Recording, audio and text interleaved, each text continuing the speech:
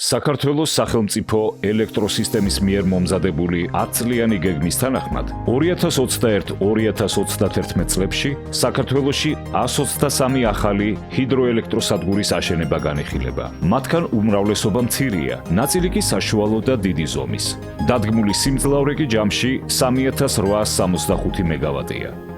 ამჟამად საქართველოს ენერგოსისტემის დადგმული ჯამური სიმძლავრე წარმოადგენს 4715 მეგავატს.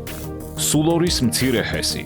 ეს არის 1,9 მეგავატიანი სიმძლავრის ჰიდროელექტროსადგური, რომელიც შემუშავებულია სხვადასხვა დარგის საერთაშორისო და ადგილობრივი სპეციალისტების მონაწილეობით. პასუხობს ენერგეტიკის მოხმარების მზარდ მოთხოვნას და გამოირჩევა გარემოზე მინიმალური ზემოქმედებით.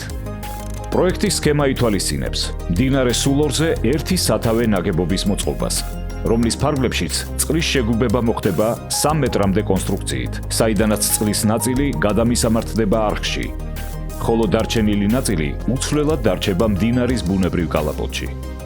მდინარიდან აღებული წყლის რესურსი 5,4 კილომეტრიანი არხით დაუკავშირდება წყალშემკრებ აუზს, რომლიდანაც წყალი ლითონის სადაწნეო მილსადენით 350 მეტრში დაუკავშირდება ჰესის შენობას. წყლის რესურსი ჰესის შენობის შემდეგ კვლავ დაუბრუნდება მდინარე სულორის ბუნებრივ კალაპოტს. სათავე ნაგებობაზე მოეწყობა საერთაშორისო ნორმების მიხედვით თევზსავალის შესაბამისი კონსტრუქცია, რომელიც დაიცავს მდინარის ბინადრებს. მდინარე სულორის ძირითადი შენაკადი, მდინარე ლოკნარი, თავისუფლად და უცვლელად გააგრძელებს დინებას არსებულ კალაპოტში. ეს პირობა პროექტის საწყის ეტაპზევე განსაზღვრულია და უზრუნველყოფს როგორც ეკოსისტემის, ისე ბიომრავალფეროვნების დაცვას. არხი გაივლის არსებული გზების მიმდებარედ. აღნიშნული გზები იქნება გამოყენებული მშენებლობისთვისაც, რაც თავის მხრივ გარემოზე ზემოქმედებას მინიმუმამდე შეამცირებს. პროექტის მიხედვით მოეწყობა მცირე მოცულობის 350 მეტრ-კუბამდე წყალშემკრები აუზი, რომელიც უზრუნველყოფს სადგურისთვის სტაბილური წყლის მიწოდებას.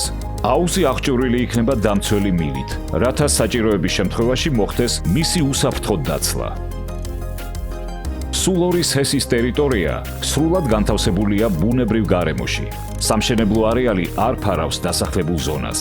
არ შედის კურორტ სულორის და გოგირდის წყლების დაცული ტერიტორიების ზონაში და არანაირ ზემოქმედებას არ ახდენს მათზე.